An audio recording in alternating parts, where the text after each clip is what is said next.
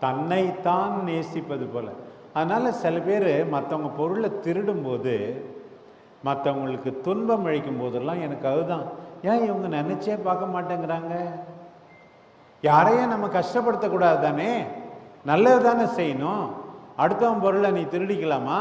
திருட கூடாது. அடுத்தவங்களை அடிக்கலாமா? உதைக்கலாமா?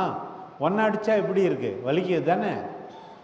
அடுத்தவனுக்கும் என்ன, அடுத்தவன் உடம்பு என்ன கல்லா? கிடையாதே.